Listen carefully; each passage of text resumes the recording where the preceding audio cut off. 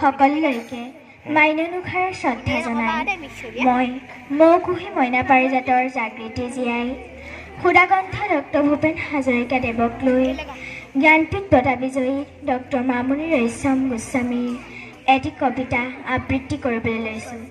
কবিতাৰ শিৰোনাম তোমাৰ কণ্ঠ বাদ দি মই মোৰ জন্মভূমিৰ নক্সা আঁকিব নোৱাৰোঁ। তোমাৰ কণ্ঠ বাদ দি মই মোৰ জন্মভূমিৰ নক্সা আঁকিব নোৱাৰোঁ। তোমাৰ কণ্ঠ বিয়পি আছে মোৰ আইৰ আকাশত বতাহত বুঢ়া লুইত আৰু উত্তাল বুকুত ধনশিৰি ৰেচমী বালিত পুহি দিহিঙৰ ধৱল ঘাটত দিখুত তাম বৰণীয়া ঢলত লখিমপুৰৰ ৰঙা নদীৰ ৰিহা ৰাচলত জগলীয়া সোণালী পানী ভূপেন দা তোমাৰ কণ্ঠ বাদ দি মই মোৰ জন্মভূমিৰ নক্সা আঁকিব নোৱাৰোঁ। তোৰ ক'ত জন্ম হ'ল এই কণ্ঠৰ কৰ্দমত নে অমৃত? নাই, এয়া মোৰ প্ৰশ্ন নহয়, কিন্তু কেনে কণ্ঠ এয়া যে কণ্ঠই অমৃতই স্পৰ্শ কৰে মোৰ আইৰ অগণন হৃদয়ক। এয়া কেনে কণ্ঠ যি কণ্ঠই হৃদয়ৰ গহ্বৰত সোমাব জানে কিন্তু নাজানে উৰাই অহাৰ পথ।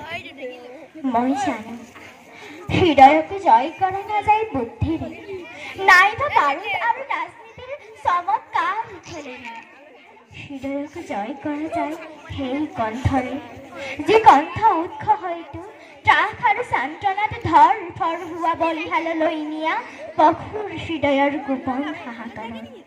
যি কণ্ঠ জন্ম হয়তো অগণন জনগণৰ ক্ষোভ আৰু বেদনাৰে চিৰা চিৰু হোৱা হৃদয়ৰ গোপন না, এইবোৰ কথা মই নাজানো। জান মাথো এটা কথা ভূপেন দা, তোমাৰ কণ্ঠৰ অবিহনে মই মোৰ জন্মভূমিৰ নক্সা আঁকিব নোৱাৰোঁ আঁকিব ভূপেন দা। হাতে হাতে হাত ধৰি ঘূৰিছোঁ, কেতিয়াবা সাগৰৰ পাৰত, কেতিয়াবা খেজুৰ তলত, নতুবা পাহাৰৰ তলিত খন্তেক চিৰাইছোঁ। বহু বন্ধুৰ সৈতে প্ৰাণ খুলি প্ৰাণৰ কথা পাতিছোঁ। তাৰ পাছত আকৌ আৰম্ভ কৰিছোঁ এক নতুন যাত্ৰা। এনে বহু যাত্ৰা শেষ মূৰ্তি যাৰ উমে মোক দিছে ভাল পোৱা আনন্দ যৌৱনৰ প্ৰাচুৰ্য এক জীৱনৰ নতুন অৰ্থ। ঘৰখন দিবই পুৰাই পিছে আমলখি গছজোপা সহজতে পাবা।